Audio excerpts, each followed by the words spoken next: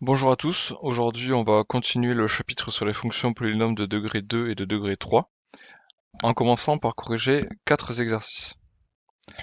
Alors, exercice 1, relier chacune des fonctions définies sur R suivantes au graphique correspondant.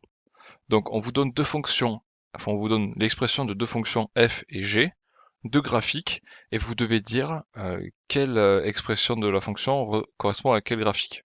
Sachant que, je vous rappelle, on est quand même dans la partie fonction polynôme de la forme x qui associe à x carré, ou x qui associe à x carré plus c, d'accord? Donc, ces deux exercices en particulier, on est avec des polynômes de la forme x qui associe à x carré. Donc, on en a parlé en cours, vous pouvez regarder la vidéo précédente pour vous rappeler à quoi ressemble ce genre de fonction. Alors, comment on fait pour faire cet exercice? C'est pas bien compliqué. On regarde f de x. F de x, c'est moins 0,7 de x carré. Moins 0,7, si vous vous en rappelez, dans le cours, on a appelé ça a. D'accord? On dit que c'est le coefficient en x carré. On a vu que ce coefficient, s'il était positif ou s'il était négatif, influait sur la forme de la représentation graphique de la fonction qu'on avait appelée parabole. Alors, qu'est-ce qu'on avait vu? On avait vu que si ce coefficient a était négatif, la parabole était tournée vers le bas. Tournée vers le bas, ça voulait dire qu'elle était d'abord croissante, puis décroissante, qu'elle montait, puis qu'elle descendait. Donc, à quel graphique cela correspond? Ça correspond au graphique B.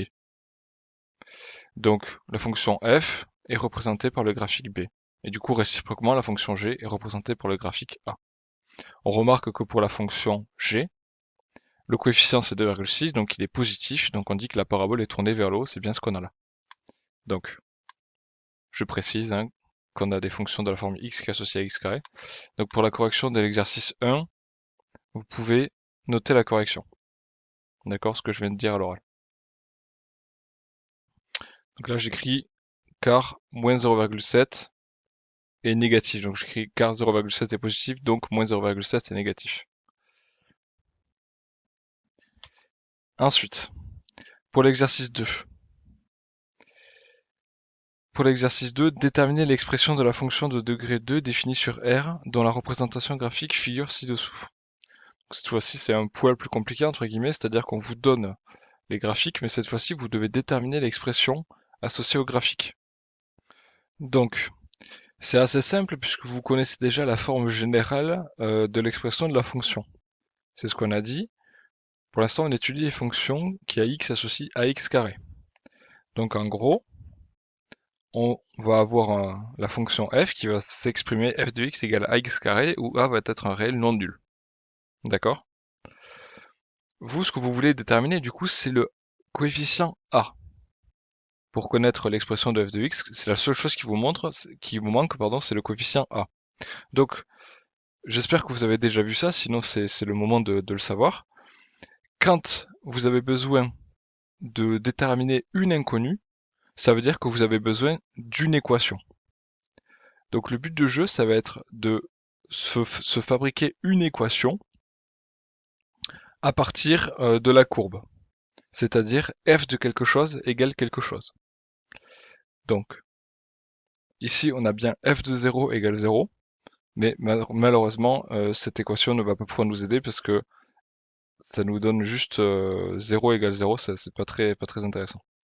Par contre, vous voyez que ici, en 1, la fonction, elle vaut moins 2. C'est-à-dire, l'équation qui nous intéresse, donc, c'est f de 1 égale moins 2. Vous voyez, par lecture graphique, on remarque que f de 1 égale moins 2. Et donc maintenant, si vous n'avez pas déjà essayé de faire cet exercice, faites-le.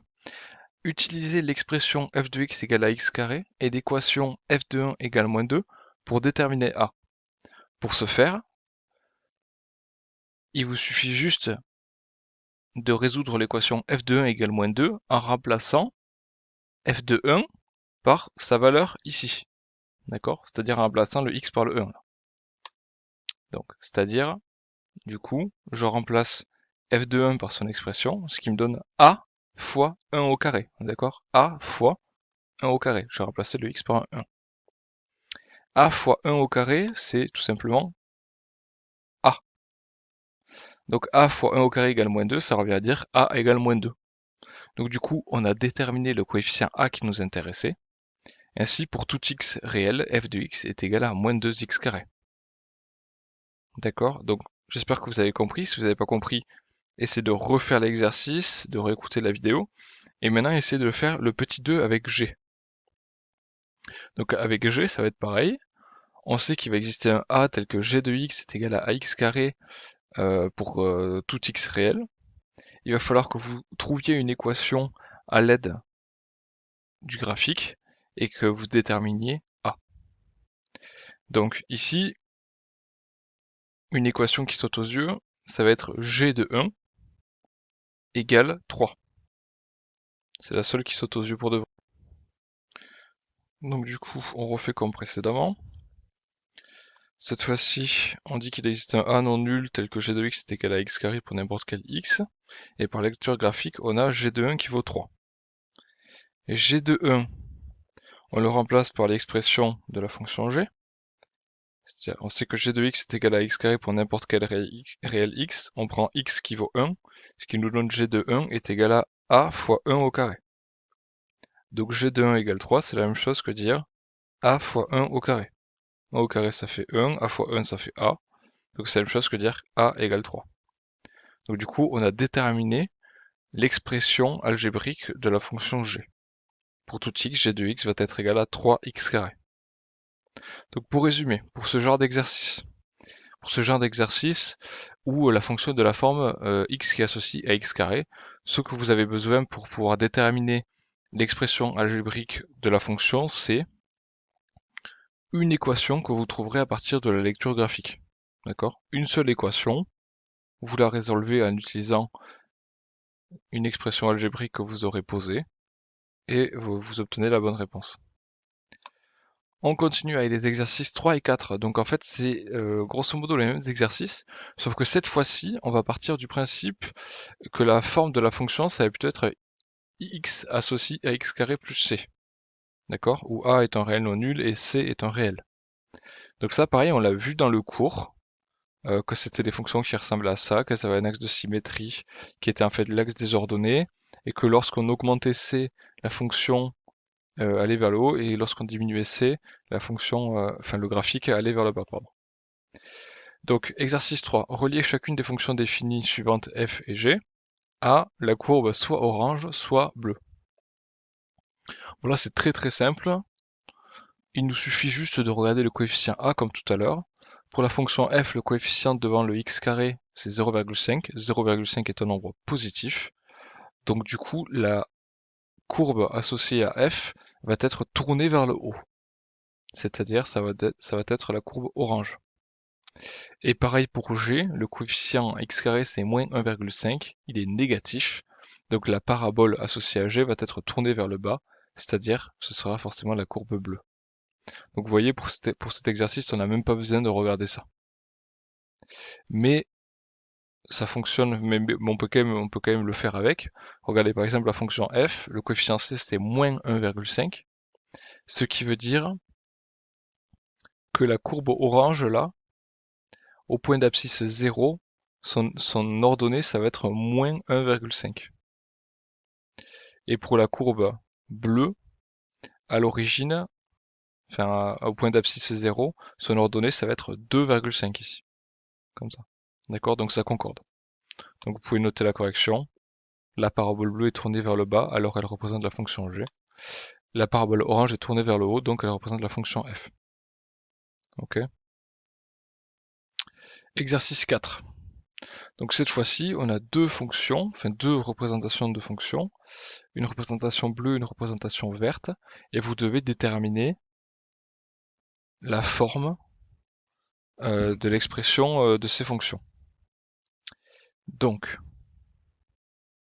vous pouvez écrire f et g représentent respectivement les paraboles bleues et vertes, donc je leur ai donné un nom. Et on sait qu'il va exister a et c des réels tels que a sera non nul, et f de x sera égal à x carré plus c pour x appartient à R. Donc ça c'est quelque chose que je vous donne. Je vous dis, cette fonction polynôme de degré 2, je veux qu'elle ait cette forme-là.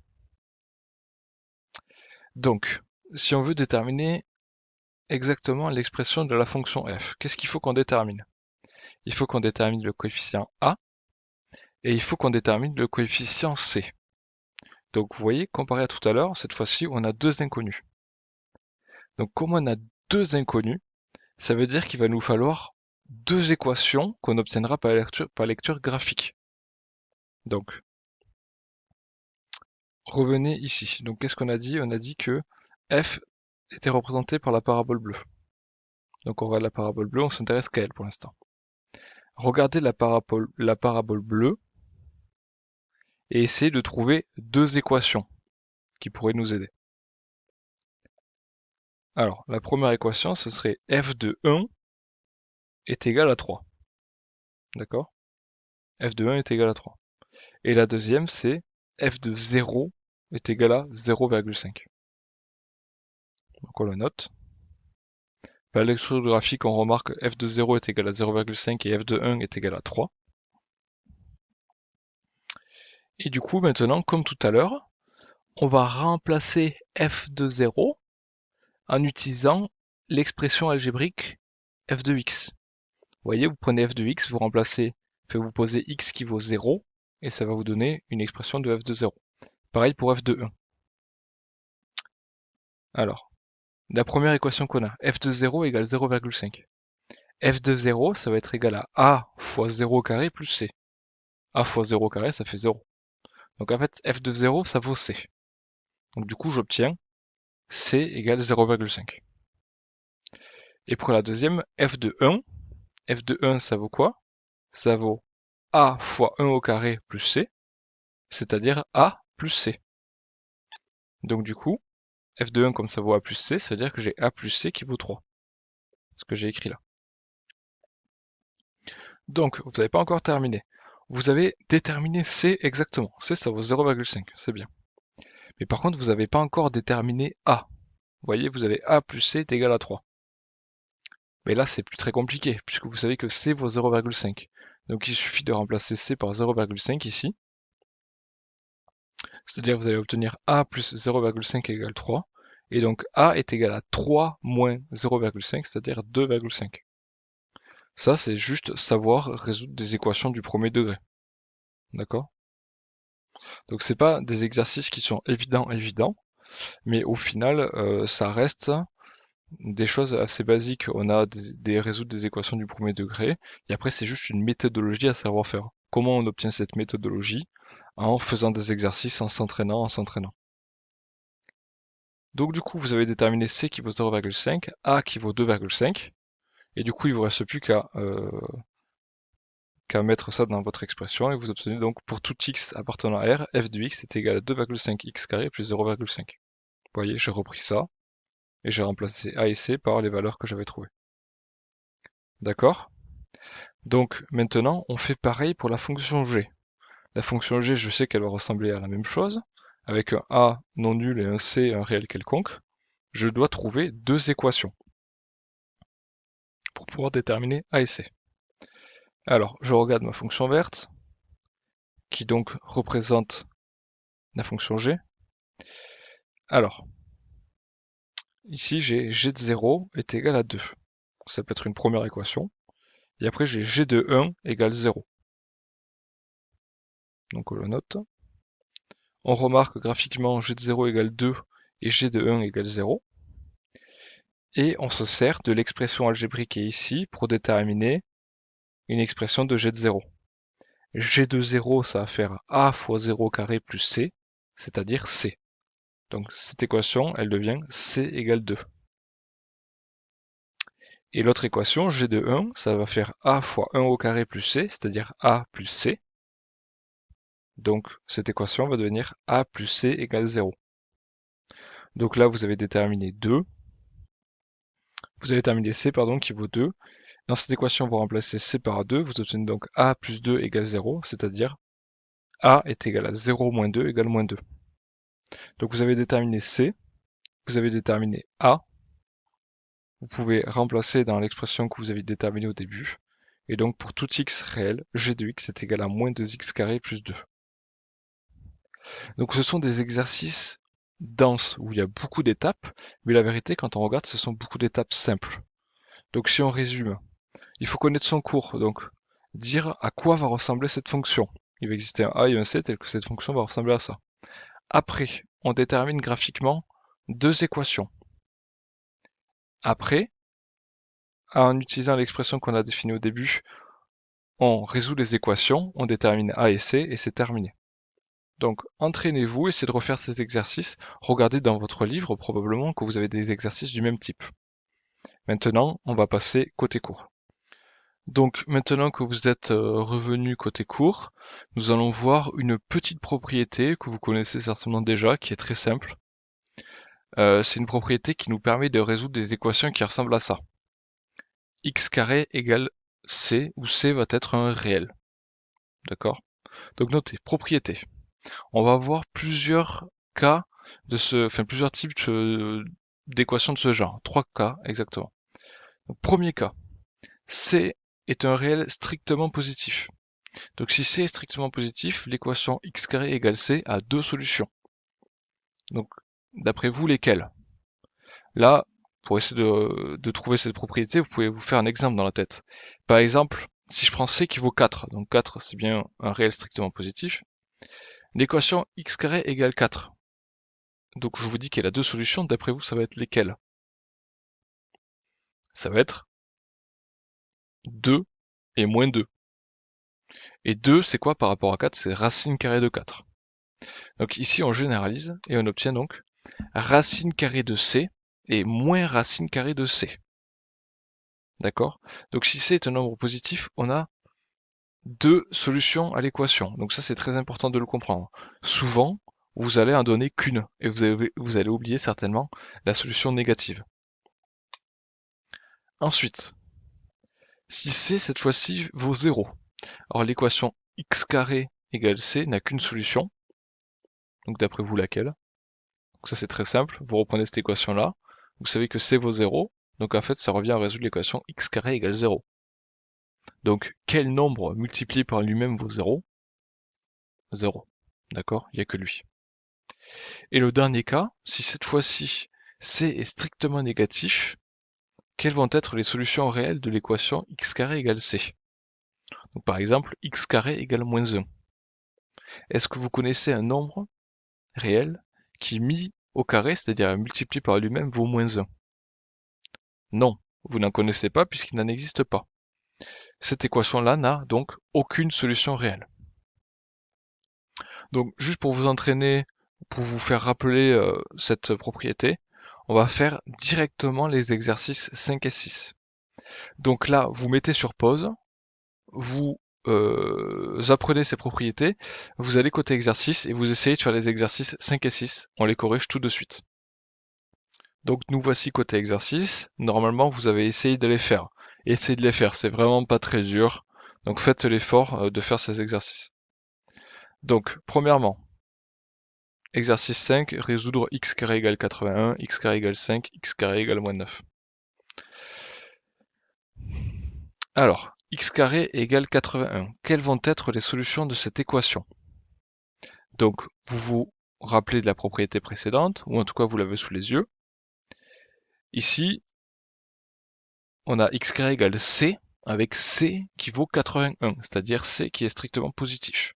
Donc du coup, vous avez deux solutions à l'équation. Donc quels sont les deux nombres réels qui mis au carré valent 81?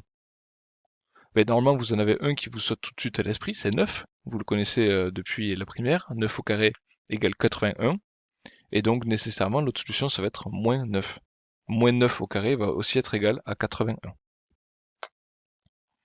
Donc ce symbole que j'utilise là, c'est le symbole qu'on dit équivalent. Ça veut dire qu'en gros, si j'ai un x réel qui vérifie cette équation-là, alors forcément, il va vérifier une de ces deux équations-là. Vous pouvez le noter comme ça, ou vous pouvez simplement noter, vous marquez x carré égale 81, deux points, les solutions de l'équation sont 9 ou moins 9. Ou alors, l'ensemble des solutions est S égale accolade moins 9 et 9. D'accord? Donc vous faites ce que vous voulez au niveau des notations.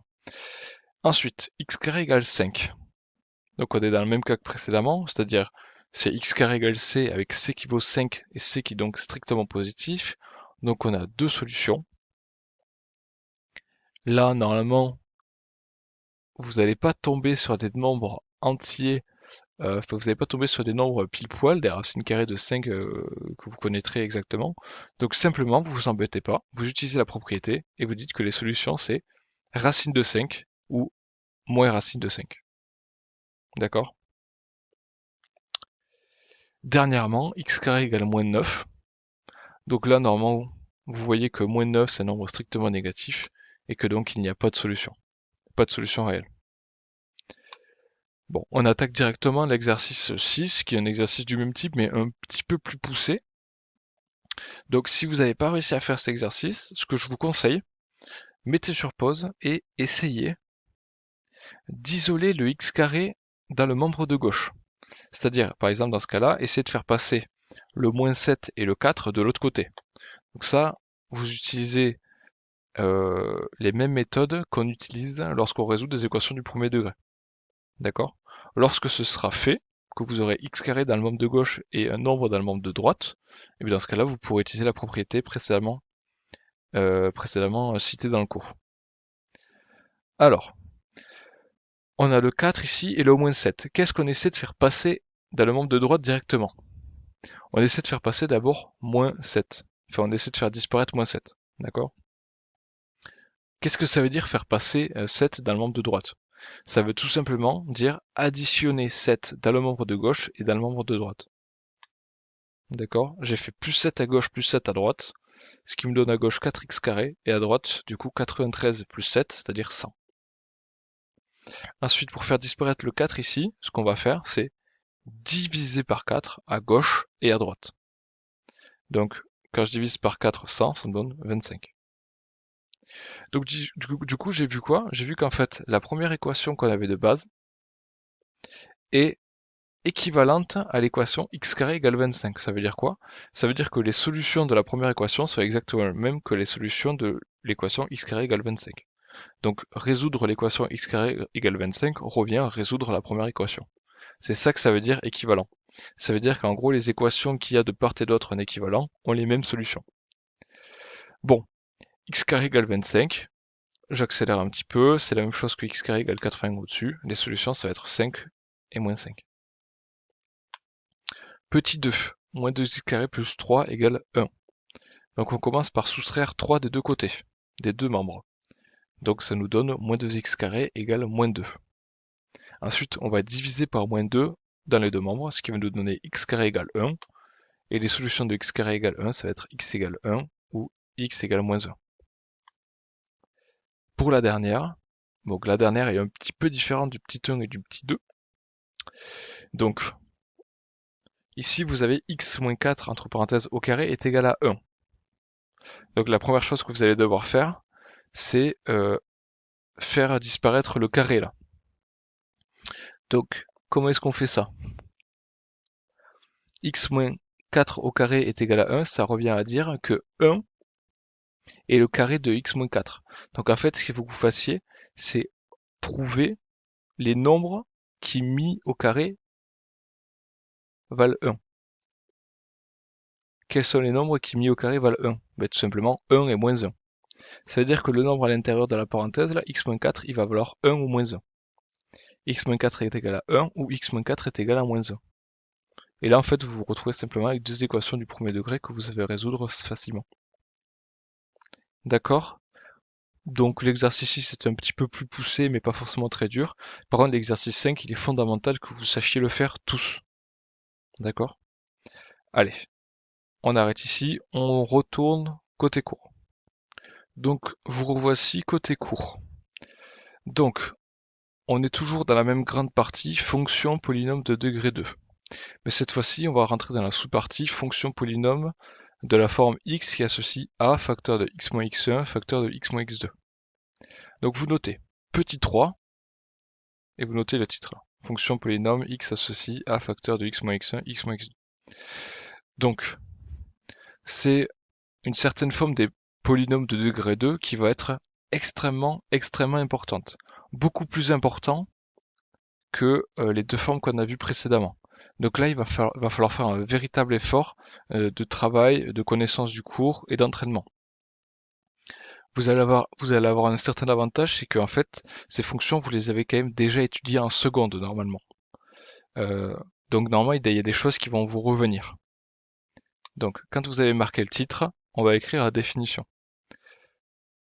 On considère la fonction f définie pour tout nombre réel x par f de x est égal à a facteur de x moins x1 facteur de x moins x2, où a, x1, x1, où a, x1 et x2 sont des nombres réels, avec a différent de 0, et on appelle P sa courbe représentative dans un repère orthogonal. Bon, en gros, dans un repère. Alors, on n'utilise que des repères orthogonaux, nous. Donc, ça veut simplement dire que l'axe des abscisses et l'axe des ordonnées sont perpendiculaires. Donc, on dit que cette expression est une expression factorisée d'un polynôme de degré 2.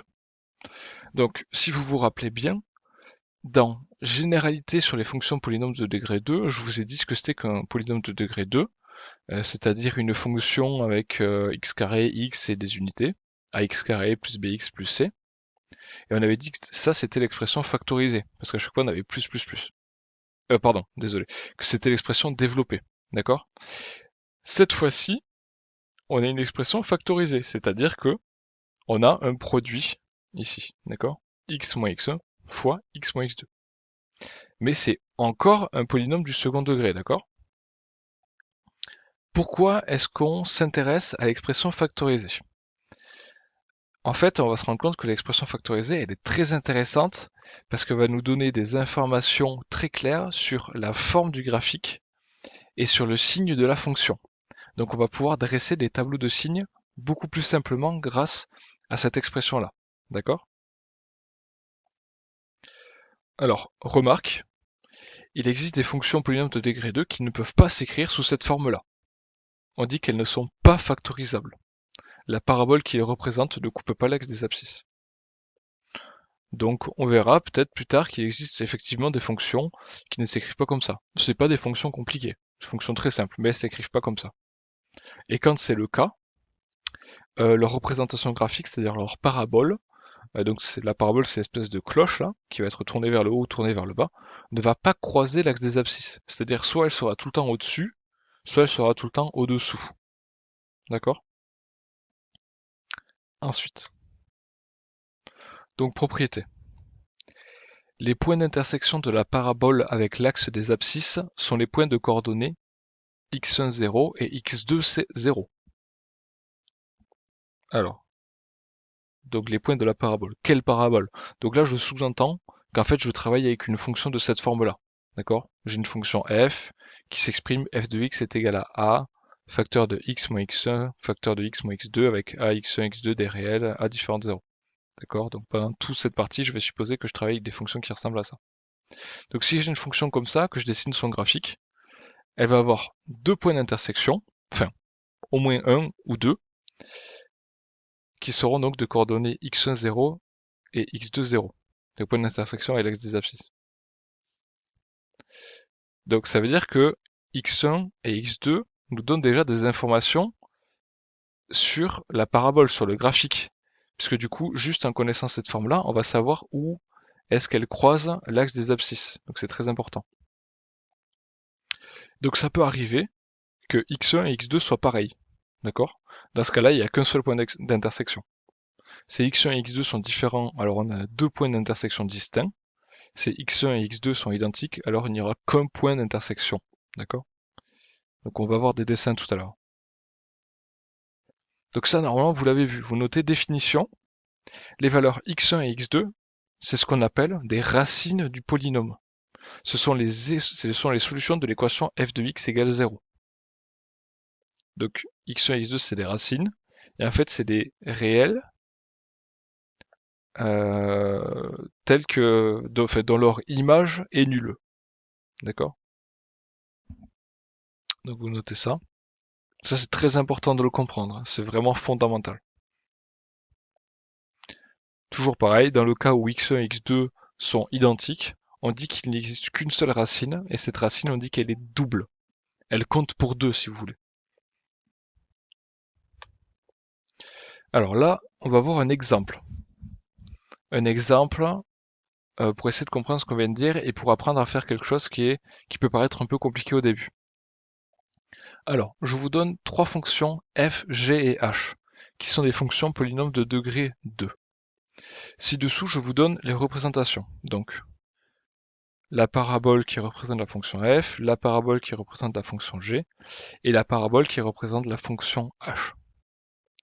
Ce qu'on va faire dans cet exemple, c'est que pour chacune de ces trois fonctions, on va essayer de déterminer leur expression algébrique en se servant de ça, en se disant qu'elle ressemble probablement à ça. D'accord? Donc, en se servant de toutes ces propriétés.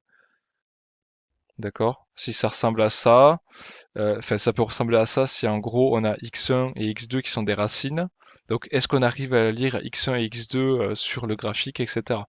Sachant que du coup, x1 et x2, les racines, ça correspond aux abscisses des points d'intersection avec l'axe des abscisses. Donc, on va commencer par déterminer l'expression de la fonction f. Alors,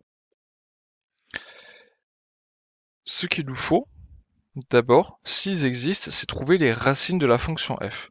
Donc les racines de la fonction f, x1 et x2, on a dit en gros que c'était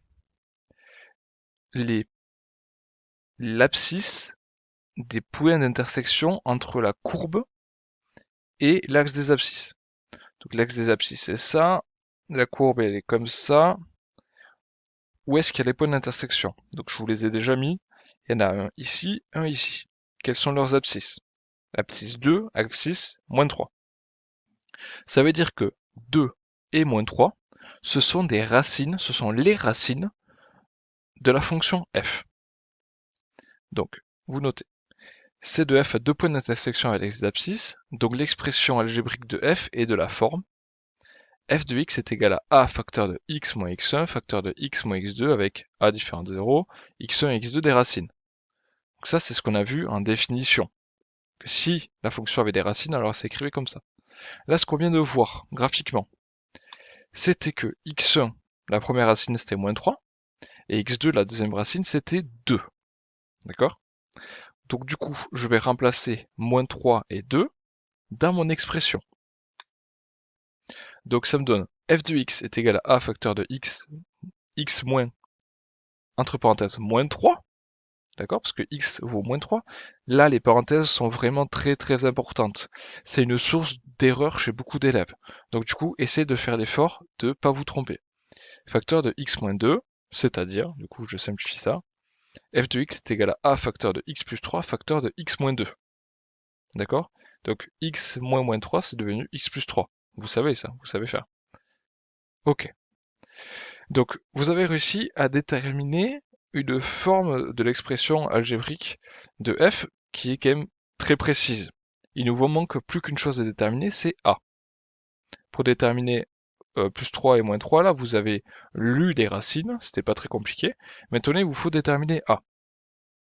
Et bien, pour déterminer a, on va faire comme tout à l'heure les exercices 2 et 4. Il va falloir regarder notre graphique et déterminer une équation. Et en résolvant cette équation, on va pouvoir déterminer le coefficient a qui est ici. Donc, on retourne voir le graphique.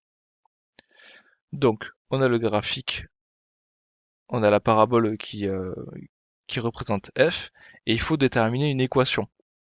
On n'a pas le droit de prendre ces deux équations-là. C'est-à-dire l'équation f de 2 égale 0 et f de moins 3 égale 0 parce qu'en fait on s'en est déjà servi pour déterminer les racines, x1 et x2. Donc il faut en trouver une autre. Donc regardez un peu le dessin et dites-moi si vous arrivez à déterminer une équation.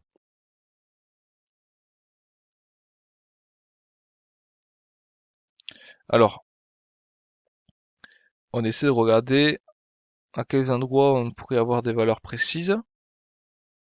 Et en fait on trouve que ici, vous voyez, notre courbe, elle passe exactement par un nœud du quadrillage. Et du coup, on arrive à trouver l'équation f de moins 6 est égal à 12. D'accord? Donc, vous continuez à écrire déterminant A. Pour cela, il faut déterminer une équation faisant intervenir f. on remarque que f, enfin que la courbe représentative de f passe par le point moins 6, 12. D'accord? Dire que la courbe passe par le point moins 6, 12, c'est la même chose que dire qu'il y a une équation f de moins 6 égale 12. Ça, faut que vous l'ayez compris. Ça, c'est un truc que vous avez déjà vu en seconde. D'accord? Donc j'ai mon équation f de moins 6 égale 12. Mais vous avez aussi l'expression f de x pour n'importe quel x. Donc vous allez écrire f de moins 6 en utilisant cette expression. Alors comment vous faites? Vous savez que f de moins 6 va être égal à a facteur de moins 6 plus 3 facteur de moins 6 moins 2. D'accord? A facteur de moins 6 plus 3 facteur de moins 6 moins 2 est égal à 12. Vous simplifiez ce cas dans les parenthèses. Moins 6 plus 3, ça fait moins 3. Moins 6 moins 2, ça fait moins 8. Donc vous avez A facteur de moins 3 fois moins 8 est égal à 12. Moins 3 fois moins 8, vous savez que ça fait 24. Donc en fait, votre équation de départ est équivalente à l'équation 24A est égal à 12. Et ça, vous savez résoudre. Ça fait A est égal à 1,5, c'est-à-dire 0,5. Donc à partir d'une équation bien choisie, que vous pouvez déterminer par lecture graphique, c'est-à-dire en regardant par quel point passe la courbe représentative de f, vous arrivez à déterminer exactement le coefficient A. Et donc vous avez fini. Par lecture graphique, vous avez déterminé les deux racines x1 et x2. Après, par un petit calcul, vous avez déterminé le coefficient A. Donc du coup, pour tout x réel, vous avez f de x qui est égal à 0,5 facteur de x plus 3 facteur de x moins 2. Donc, c'est pas un genre d'exercice extrêmement simple, mais comme je l'ai dit tout à l'heure, c'est une méthode à savoir. Vous commencez par déterminer les racines en regardant à quel endroit la courbe coupe l'axe des abscisses, et après, à l'aide d'une équation bien choisie, vous déterminez le coefficient A. Donc entraînez-vous, et au bout d'un moment, ça viendra tout seul. Alors, maintenant, on va faire le même exercice avec la fonction g. Donc la fonction g, elle est là. La première chose à faire qu'on a dit, c'est déterminer le ou les racines. Donc ici, le seul endroit où la courbe C de G coupe l'axe des abscisses, c'est en le point d'abscisse 10. Vous voyez, il n'y a qu'un seul point d'intersection. Qu'est-ce qu'on a dit précédemment quand il y avait un seul point d'intersection? On dit que la fonction G a une racine qui est double, d'accord? Et cette racine double, ça va être la racine 10. Et comme elle est double, ça veut dire qu'en fait, x1 et x2 sont égaux et valent tous les deux 10. Donc, C de G a un seul point d'intersection avec l'axe des abscisses, donc l'expression algébrique de G est de la forme G de x est égal à A facteur de x moins x1 au carré, avec A différent de 0 et x1 l'unique racine de G. D'accord? Donc on écrit ça comme ça, parce qu'en fait, c'est comme si on avait, si vous voulez, l'écriture basique, c'est-à-dire A fois x moins x1 fois x moins x2. Mais en fait, on a x1 qui vaut x2. Donc du coup, on se retrouve avec cette expression avec un carré. D'accord? Si vous êtes pas, c'est pas très clair dans votre tête, marquez ça, puis dites que x1 est égal à x2, donc remplacez le x2 là par un x1, et vous allez voir qu'en fait, on a bien un carré qui apparaît là. Par lecture graphique, on lit donc que l'unique racine c'est 10, donc en fait, on a g de x qui est égal à a facteur de x moins 10 au carré, d'accord? Avec a non nul. Donc on est au même point que précédemment, c'est-à-dire qu'on a une expression qui est déjà pas mal, mais il nous manque à déterminer a. Donc pour ça, on re-regarde le graphique et on essaie de déterminer une équation qui va pouvoir nous servir. Donc on remarque ici que la courbe elle passe par un nœud du quadrillage, donc on peut déterminer l'équation facile. Donc la courbe de la fonction g passe par le point de coordonnées 12, 4. D'accord? Ce qui est la même chose que de dire qu'on a une équation g de 12 égale 4. D'accord? G de 12, ça vaut quoi? On reprend l'expression que vous avez déterminée ici, ça vaut a facteur de 12 moins 10 au carré. A facteur de 12 moins 10 au carré, c'est toujours égal à 4. 12 moins 10, ça fait 2. Donc vous avez a facteur 2 au carré est égal à 4. 2 au carré ça fait 4, donc ça fait 4a est égal à 4. Donc a est égal à 1. D'accord? Et donc vous avez terminé. Vous savez que g de x est égal à a facteur de x moins 10 au carré. Vous savez que a vaut 1. Donc du coup, pour tout x réel, g de x est égal à x moins 10 au carré. Voilà. Et maintenant, la dernière. H, on regarde sa parabole. La première chose à faire, on a dit, c'était de regarder quelles étaient les racines. Donc là, d'après vous, quelles sont les racines de H? Donc, déjà, il faut se rappeler de ce que c'est qu'une racine. Les racines, ça va être l'abscisse du point d'intersection entre la parabole et l'axe des abscisses. Donc là, est-ce qu'il y a un point d'intersection? Non, il n'y a pas de point d'intersection. Il n'y a pas de point d'intersection, donc il n'y a pas de racine. Donc en fait, la fonction h n'admet pas d'expression sous cette forme-là. D'accord? C'est ce qu'on avait dit précédemment, qu'il existait des fonctions qui n'admettaient pas d'expression factorisée. Et que quand c'était le cas, en fait, on se retrouvait avec une parabole qui ne coupait pas l'axe des abscisses. D'accord, donc C de h n'a aucun point d'intersection à l'axe des abscisses, donc l'expression algébrique de h ne peut s'écrire sous forme factorisée. Pour ce dessin, je n'ai pas parlé. Bah, vous pouvez essayer de le refaire simplement avec à la main, avec un crayon sur votre cahier. Vous faites un petit quadrillage, vous dites que chaque carreau ça vaut 2, et vous essayez de redessiner ces paraboles. D'accord? Sinon, vous faites un screenshot de la page et vous essayez de l'imprimer, enfin, vous vous débrouillez, ça va aller. Donc ça, c'était une partie qui était un peu longue, pas évidente, c'est très très dense, mais vous avez plusieurs jours pour vous le mettre en tête. Donc commencez à travailler aujourd'hui, si besoin, re-regardez la vidéo, demandez à des camarades s'ils ont compris. Bon, on passe à la suite et la séance sera bientôt terminée. Donc on va voir le cas, une propriété du coup sur l'axe de symétrie de ces fonctions qui peuvent avoir une expression sous forme factorisée. Donc l'axe de symétrie, on l'a déjà vu dans la partie généralité sur les fonctions polynômes de degré 2. Toutes les fonctions polynômes ont une parabole qui possède un axe de symétrie. Donc j'espère que vous vous rappelez de ça. Un axe qui en fait va couper la parabole en deux parties du coup symétriques. Dans le cas où on étudie une fonction qui a une expression qui peut s'écrire sous forme factorisée, on va avoir une formule très simple pour déterminer l'axe de symétrie et le sommet de la parabole. Donc en fait, dans le cas où on a une forme factorisée et que donc on connaît les racines x1 et x2, en fait l'équation de l'axe ça va être x égale à x1 plus x2 sur 2, c'est-à-dire la moyenne entre x1 et x2, c'est-à-dire géométriquement le milieu entre x1 et x2. Donc c'est très graphique. Vous trouvez x1 et x2 sur le dessin, l'axe de symétrie il va passer entre les deux. Ça va être une droite, verticale qui passe entre les deux. L'axe de symétrie passe par le point de coordonnées x1 plus x2 sur 2, 0. Donc ça c'est ce que je viens de vous dire. N'hésitez pas à faire un dessin. Vous faites une parabole qui a deux racines. Vous faites un gros point pour dire où sont les racines. Vous trouvez le milieu des deux racines et vous tracez une droite verticale. Le sommet de la parabole va avoir pour équation x1 plus x2 sur 2 et f de x1 plus x1 sur 2. Donc là c'est une grosse formule, mais en fait c'est très simple. x1 plus x1 sur 2 c'est le milieu. Donc c'est le milieu entre les racines x1 et x2. Et f de x1 plus x2 sur 2, ça va être l'image de ce milieu-là. C'est-à-dire, donc x1 plus x2 sur 2, ça va être l'abscisse du sommet.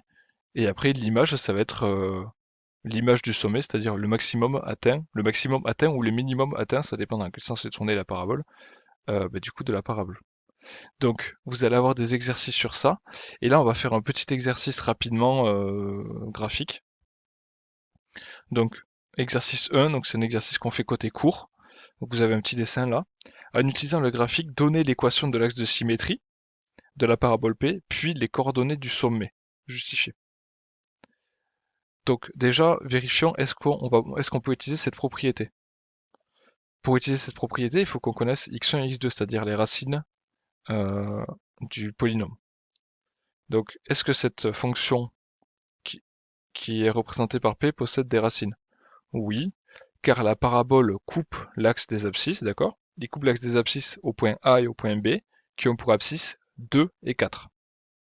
Donc 2 et 4 vont être nos racines, c'est-à-dire x1 et x2.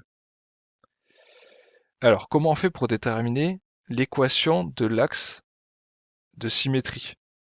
On a dit qu'on prenait le milieu entre les deux abscisses. Donc le milieu de 2 et de 4, c'est 2 plus 4, le divisé par 2, c'est-à-dire 6 divisé par 2, c'est-à-dire 3. Donc l'axe de symétrie, ça va être x égale 3. D'accord? P coupe l'axe des abscisses les points d'abscisse 2 et 4. Donc x1 et x2 de la fonction polynôme représentée par P sont 2 et 4. D'accord? Alors l'axe de symétrie de la parabole a pour équation x est égal à 2 plus 4 sur 2, c'est-à-dire x égale 3. Donc là, vous avez l'équation de l'axe de symétrie, c'est-à-dire l'axe ici en pointillé en rose. Maintenant, je vous demande de déterminer euh, les coordonnées du sommet, c'est-à-dire les coordonnées du point ici, sur la pointe de la parabole. Donc du coup, tout simplement, vous n'avez même pas forcément besoin d'utiliser cette formule, puisque de toute façon vous ne connaissez pas l'expression algébrique de f, vous utilisez juste le graphique, le dessin. L'abscisse ici c'est quoi? C'est 3. L'ordonnée c'est quoi? C'est moins 3. Donc les coordonnées ça va être 3 moins 3, tout simplement. D'accord? Donc on arrête cette séance là, donc c'était une séance qui était très longue, mais comme je l'ai dit, vous avez beaucoup de jours devant vous pour l'apprendre. Donc faites l'effort de l'apprendre correctement, de comprendre. N'hésitez pas à poser des questions, à parler entre vous. Et pour la prochaine fois, du coup, vous aurez à faire les exercices 7, 8 et 9. Ce sera sur les polynômes qui s'écrivent sous forme factorisée. Donc bon courage, travaillez bien et à la prochaine fois.